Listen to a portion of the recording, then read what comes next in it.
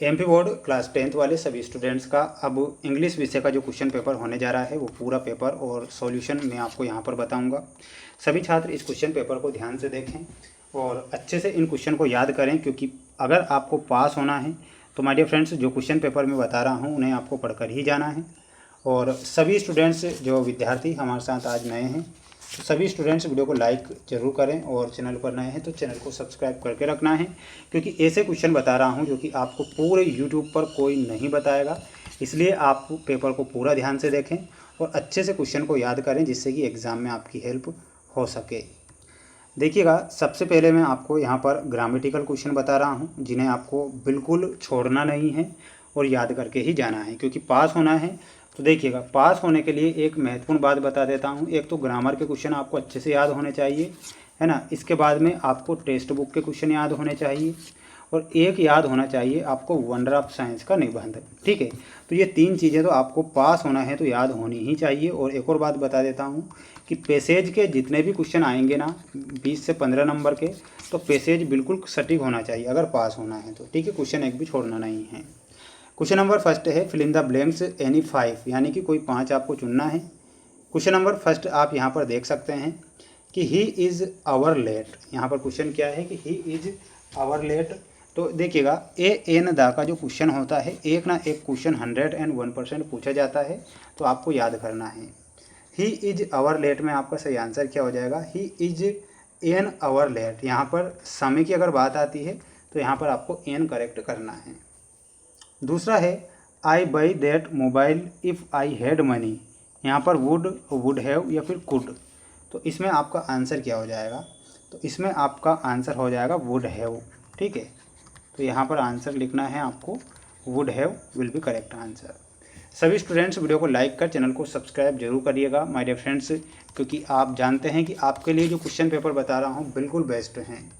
Bhopal is larger Gwalior, इसमें आपको form to या फिर देन, तो यहाँ पर आंसर हो जाएगा आपका देन। ठीक है, then. He is afraid dogs from of या फिर टू, तो यहाँ पर आपका आंसर हो जाएगा of. The earth round is the sun, moving moves या फिर मूव्ड, तो यहाँ पर आंसर के रूप में क्या लिखना है आपको, मूव्स लिखना है। ठीक है, moves will be correct answer. How students are present today, many much या फिर सम, तो इसमें आपका आंसर हो जाएगा मैनी। ठीक है, मैनी करेक्ट करना है। अब आप इसका एक स्क्रीनशॉट यहाँ से ले सकते हैं और अच्छे से इन क्वेश्चन को याद करके जा सकते हैं। बिल्कुल स्क्रीनशॉट तो तुरंत लेना ही है। इसके बाद देखिएगा, यहाँ पर डू एज डायरेक्टेड के क्वेश्चन में बता रहा हूँ और आप जानते हैं कि यहाँ पर नीचे आंसर भी मैंने पहले लिख दिए हैं ताकि आप एग्ज़ाम में गलती ना करें। देखिएगा, क्वेश्चन समझिएगा कि क्वेश्चन क्या कहता है। डू एज डायरेक्टेड एनी 5 करना है। Change into negative without using note का प्रयोग करना रहेगा पहले क्वेश्चन में।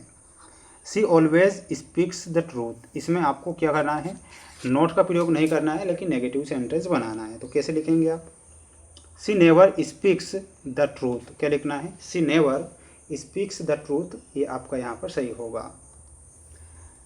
ही डिड हिज वर्क, यहाँ पर आपको नेगेटिव सेंटेंस बनाना है, तो इसमें क्या लिखना है, he did not do his work, क्या लिखना है, he did not do his work. They are collecting stamps, यहाँ पर चेंज इनटू वॉइस, तो चेंज इनटू वॉइस का भी क्वेश्चन आएगा, याद करना है। Stamps are being collected by them. Unless he work hard he will not pass, use if in place of unless. ठीक है, इसका प्रयोग करना है अनलेस की जगह पर, तो इसमें क्या लिखना है, अनलेस हटा, if he does not work hard he will not पास।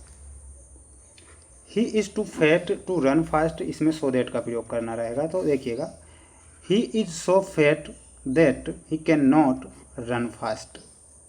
चाबी सेड इसिका इज़ वर्किंग, इसमें चेंज द नरेशन करना है, तो लिखना है चाबी सेड दैट इसिका वाज वर्किंग। तो इस प्रकार आप करेक्ट करेंगे। तो इसका भी आप एक स्क्रीनशॉट यहाँ से ले सकते हैं और बिल्कुल माय डियर फ्रेंड्स इन्हें पढ़कर ही जाना है, क्योंकि इतने बेस्ट और जो मोस्ट क्वेश्चन हैं वो आपको पूरे यूट्यूब पर कोई नहीं बताएगा, इसलिए आप इन क्वेश्चन को याद जरूर करें।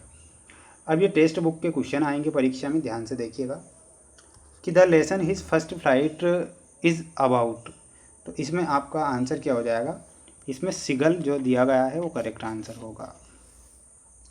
विच of these message does the poet want to convey through the poem Amanda.